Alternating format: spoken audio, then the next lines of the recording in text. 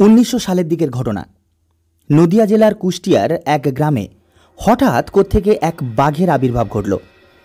বাঘের যন্ত্রণায় যখন মানুষজন অস্থির, তখন যতীনের মামাতো ভাই ফণীবাবু বাঘটিকে মারার সিদ্ধান্ত নেন। ঘটনাক্রমে যতীন তখন তার মামার বাড়িতেই। সকলের নিষেধাজ্ঞা সত্ত্বেও সামান্য এক ভোজালি নিয়ে ফণীবাবুর সাথে বাঘ মারা দেখতে গেলেন। সমগ্র গ্রাম তন্ন তন্ন করে খোঁজার পরও বাঘটিকে পাওয়া যাচ্ছিল না। অনেক খোঁজাখুঁজির পর সবাই জঙ্গলের পাশের মাঠে বাঘ শিকারের প্রস্তুতি নিয়ে অপেক্ষা করতে লাগল।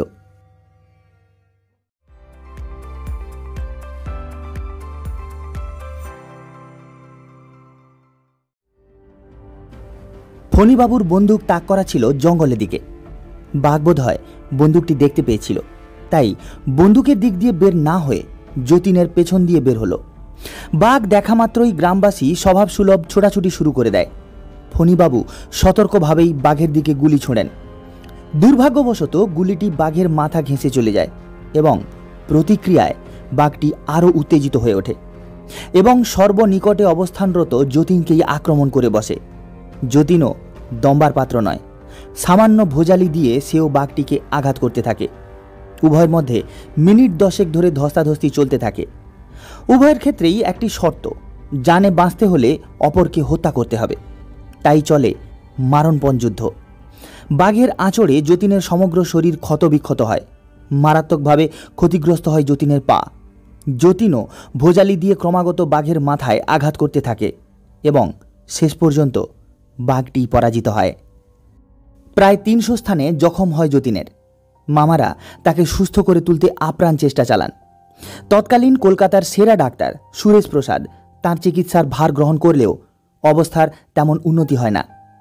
ধীরে ধীরে একটু উন্নতি হলেও দুটি পা মারাত্মকভাবে ক্ষতিগ্রস্ত হওয়ায় তা কেটে ফেলার প্রয়োজনীয়তা দেখা দেয়। তবে মামাদের অসামান্য সেবা যত্নের বদৌলতে একসময় সম্পূর্ণ সুস্থ হন যতীন। আর তার বীরত্বের স্বীকৃতি হিসেবে সুরেশ প্রসাদ তার নাম দেন বাঘা যতীন। ছোটবেলা থেকেই খুব চঞ্চল ছিলেন যতীন। গ্রামের দুরন্ত ছেলের সকল বৈশিষ্ট্যই বিদ্যমান ছিল তার মধ্যে। মঞ্চ নাটকেও অভিনয় করেছেন বেশ কয়েকবার।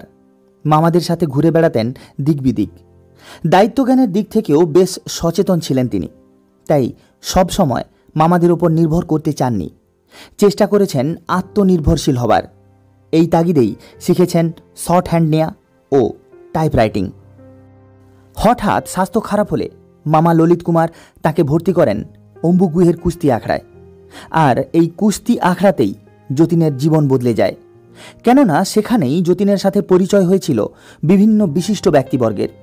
সেখান থেকেই দেশপ্রেমে উদ্বুদ্ধ হয়েছিলেন যতীন। পরবর্তীতে নানা ধরনের সেবামূলক কাজের সাথে নিয়োজিত হয়েছিলেন তিনি। কলকাতায় কাজ করবার সময়ও তার এই সেবামূলক কর্মকাণ্ড অব্যাহত ছিল। কলকাতায় কাজ করবার কিছুদিন পর মুজফ্ফরপুরের ব্যারিস্টার কেনেডির স্টেনোগ্রাফার হিসেবে নিযুক্ত হন। বেতন পেতেন 50 টাকা। কাজ ছিল স্বচ্ছ এবং নিখুঁত। অত্যন্ত সততা এবং নিষ্ঠার সাথে কার্য পরিচালনা করায় যতীনকে বেশ পছন্দ করতেন কেনেডি। তার উৎসাহে মুজফ্ফরপুরে ফুটবল ও শরীরচর্চা কেন্দ্র গড়ে তুলেছিলেন তিনি। পরবর্তীতে বেঙ্গল সরকারের অধীনে 120 টাকা বেতনে চাকরি নেন তিনি। চাকুরি লাভের সুবাদে ফিরে আসেন কলকাতায়। অন্যায় দেখলে মাথা চড়ে যেত যতীনের। সে কারণে বিভিন্ন সময় ব্রিটিশ সৈনিক পেটানোর মতো ঘটনাও ঘটিয়েছেন তিনি। মাঝে মাঝে 3-4 জন সৈনিককে একাই পিটিয়েছেন এবং সেসব কথা ভারতে ব্রিটিশ সরকারের কান অবধি পৌঁছেছে।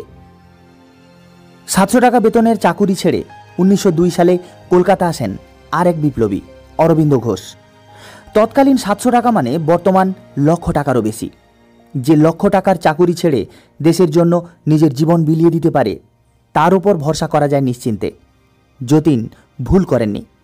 ভরসা করেছেন অরবিন্দ ঘোষের ওপর। শিখেছেন বিপ্লবী কর্মকাণ্ড চালানোর কৌশল। বিপ্লবী দলের লোকজন মিলে 1 বছরের মধ্যেই কলকাতার 102 নম্বর আপার সার্কুলার রোডে গড়ে তোলেন বিপ্লবী আখড়া। প্রায় 5 বছর নিরবিচ্ছিন্নভাবে চলতে থাকে বিপ্লবী কর্মকাণ্ড। সময়ের পরিক্রমায় যতীন হয়ে ওঠেন সেখানকার প্রধান। কর্মসূত্রে তিনি বাংলার গভর্নরের ব্যক্তিগত নির্বাহী। তবে খুব বেশি দিন চলতে পারেনি সেভাবে। 1908 সালে যতীনদের বোমা তৈরির কারখানা জব্দ করে পুলিশ। জানতে পারে বিপ্লবী দলে রয়েছে সরকারের ব্যক্তিগত একজন সচিব। এসব দেখে ঘাবড়ে যাননি যতীন, কাজ চালিয়েছেন সদর্পে। সে সময়ে সমগ্র বাংলা অঞ্চলে বেড়ে যায় বিপ্লবীদের কর্মকাণ্ড। সামাল দিতে সরকার বিশেষ এক ক্ষমতা প্রদান করে ম্যাজিস্ট্রেট শামসুল আলমকে। সে ক্ষমতা ব্যবহার করে যে কাউকে গ্রেপ্তার করার বিধান ছিল। ক্ষমতার যথেষ্ট ব্যবহারও করতে লাগলেন তিনি। ফলস্বরূপ বিপ্লবীদের হাতে অকালেই মারা পড়তে হলো তাকে। এই হত্যাকাণ্ডের মূল পরিকল্পনাকারী ছিলেন যতীন। ঐতিহাসিক হাওড়া ষড়যন্ত্র মামলায় গ্রেপ্তার করা হয় যতীনকে। প্রলোভনের পাশাপাশি চলে তুমুল অত্যাচার, তবে মুখ খোলেননি তিনি। উপযুক্ত প্রমাণের অভাবে গ্রেপ্তারের 1 বছর পর ছেড়ে দিতে হয় যতীনকে। তখন 1911 সাল চলছে। জেল থেকে ছাড়া পেয়ে বিপ্লবের কৌশল পরিবর্তন করেন তিনি। দিদি, বউ, বাচ্চা সহ ফিরে আসেন আদি নিবাস যশোরের ঝিনাইদহে। শুরু করেন ব্যবসা। ব্রিটিশ সরকার ভাবে যতীন শুধরে গেছে। এই সুযোগটা পুরোপুরি কাজে লাগান তিনি। বাংলার বিপ্লবীদের সম্পর্কে খোঁজ খবর নিতে থাকেন। তখন তার চিন্তা সমগ্র ভারত নিয়ে। নরেন সন্ন্যাসী ছদ্মনামে সমগ্র ভারতে ঘুরে ঘুরে বিপ্লবীদের একত্রিত করতে থাকেন তিনি। এভাবে কাটে আরও 2 বছর। 1913 সালের বন্যা সুযোগ তৈরি করে দেয় বিপ্লবের। বন্যার্তদের সাহায্য করবার জন্য সমগ্র ভারতের বিপ্লবীদের আমন্ত্রণ জানান। সাহায্যের ফাঁকে ফাঁকে চলে বিপ্লবের পরিকল্পনা। ভারতের সকল সশস্ত্র বিপ্লবী দলের সম্মতিক্রমে তাদের সর্বাধিনায়ক হন যতীন। বন্যার 1 বছর পর 1914 সালের আগস্টে জার্মানদের সাথে যুদ্ধ বাঁধে ব্রিটিশদের। ব্যস্ত ব্রিটিশদের বিরুদ্ধে এই সুযোগ কাজে লাগানোর চেষ্টা করেন সর্বাধিনায়ক। ব্রিটিশ সেনাবাহিনীতে ভারতীয় সৈনিকদের সঙ্গে যোগাযোগ স্থাপন করে সশস্ত্র বিপ্লবের চেষ্টা চালানো হয়। সাথে যোগ দেয় আমেরিকা সহ বিভিন্ন জায়গা থেকে আগত গদর পার্টির সদস্যরা। যতীনের মাথায় তখন সমগ্র ভারত স্বাধীন করবার চিন্তা। রাসবিহারী বসু এবং শচীন্দ্রনাথের সহায়তায় ভারতের বেনারস, দানাপুর, শিকল, এলাহাবাদ, জব্বলপুর, মিরাট, দিল্লি, রাওয়ালপিন্ডি, লাহোর, আম্বালা এবং পাঞ্জাবে যোগাযোগ স্থাপন করেন এবং একটি অভ্যুত্থানের জন্য সকলকে প্রস্তুত করে তোলেন। 1915 সালের 19 ফেব্রুয়ারি পাঞ্জাবের লাহোরে হামলার পরিকল্পনা গৃহীত হয়। সকল পরিকল্পনা প্রস্তুত করা হয় রামশরণ দাস নামক এক অবাঙালির বাড়িতে। হামলার 4 দিন পূর্বে বিশ্বাসঘাতকতা করেন তিনি। সবকিছু ফাঁস হয়ে যাওয়ায় দ্রুত ভারতীয় সেনাবাহিনীর কাছ থেকে ইংরেজরা অস্ত্র কেড়ে নেয়। লাহোরের 4টি স্থান থেকে হামলার পরিকল্পনা করা হয়েছিল।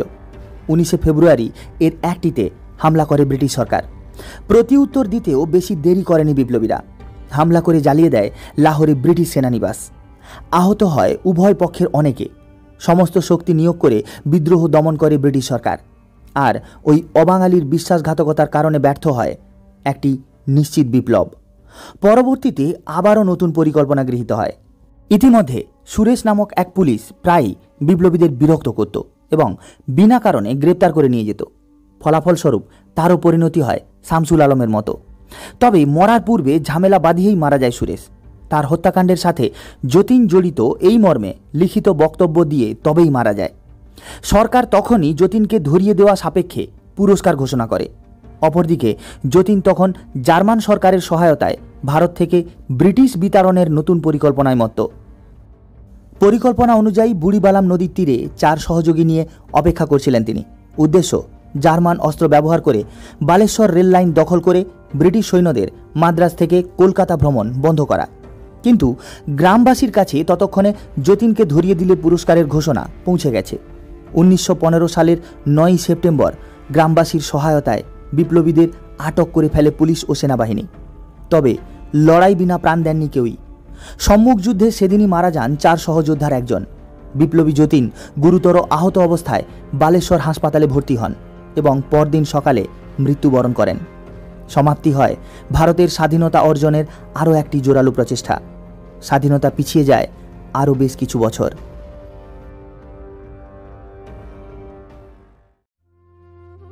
বন্ধুরা, আমাদের ভিডিও যদি তোমাদের ভালো লেগে থাকে তাহলে লাইক শেয়ার করতে ভুলো না। চ্যানেলে নতুন হলে সাবস্ক্রাইব করে বেল বাটন প্রেস করে অল করে দিও।